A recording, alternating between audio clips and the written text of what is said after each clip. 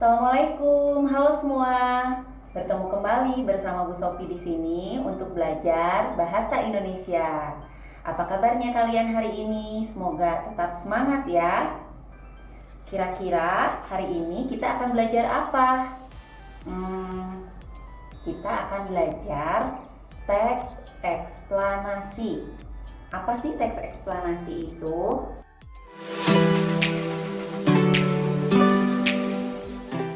Kalian pernah tidak melihat atau mengamati sebuah fenomena alam atau fenomena sosial di lingkungan sekitar kalian?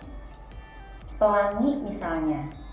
Pelangi adalah salah satu fenomena alam yang sering kita lihat. Kalian pernah penasaran gak sih bagaimana pelangi itu bisa terbentuk? Atau sebuah fenomena sosial yang terjadi pada tahun 2016 silam, tepatnya pada tanggal 2 Desember 2016. Saat itu terjadi sebuah unjuk rasa besar-besaran yang sampai saat ini dikenal sebagai Aksi 212. Unjuk rasa ini cukup menyita perhatian masyarakat Indonesia loh. Nah, tahu nggak mengapa Aksi 212 itu bisa terjadi? Atau yang sekarang kita sedang hadapi bersama, yaitu pandemi COVID-19. Wah, ini menjadi fenomena sosial yang bukan hanya terjadi di Indonesia, tapi dialami oleh seluruh masyarakat dunia. Kalian pernah nggak bertanya-tanya mengapa COVID bisa menyebar secara cepat ke seluruh negara?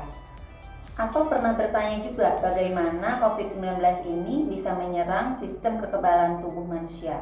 Nah, rasa penasaran terhadap fenomena alam dan fenomena sosial tersebut sebenarnya bisa kalian temukan di dalam teks eksplanasi. Jadi, apa itu teks eksplanasi? Teks eksplanasi merupakan teks yang menjelaskan sebab akibat suatu fenomena, baik itu peristiwa alam, ilmu pengetahuan, sosial, maupun budaya. Teks eksplanasi berisi fakta yang dapat menjawab pertanyaan tentang bagaimana dan mengapa suatu fenomena alam atau sosial bisa terjadi. Itulah sebabnya mengapa teks eksplanasi bisa menjawab rasa penasaran kita nih terhadap peristiwa-peristiwa alam atau sosial yang terjadi. Kemudian, apa itu tujuan dari teks eksplanasi? Tujuannya adalah untuk memaparkan proses dan sebab terjadinya suatu fenomena. Penjelasan yang dipaparkan dalam teks eksplanasi harus berdasarkan bidang keilmuan atau bersifat ilmiah yang mengacu pada fakta, realita, teori, dan hasil penelitian yang dilakukan oleh ilmuwan. Sebagai contoh, bagaimana proses terbentuknya sebuah pelangi. Hal tersebut dapat dipaparkan dalam sebuah teks eksplanasi berdasarkan pada fakta-fakta secara ilmiah. Itulah tujuan dari teks eksplanasi. Selanjutnya, seperti apa ciri teks eksplanasi? Ciri teks eksplanasi yang pertama adalah teks eksplanasi membahas suatu fenomena yang bersifat keilmuan atau berhubungan dengan ilmu pengetahuan.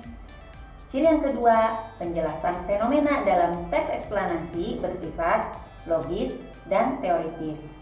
Dan ciri yang ketiga, sifatnya informatif dan tidak berusaha memengaruhi pembaca untuk percaya pada hal yang dibahas.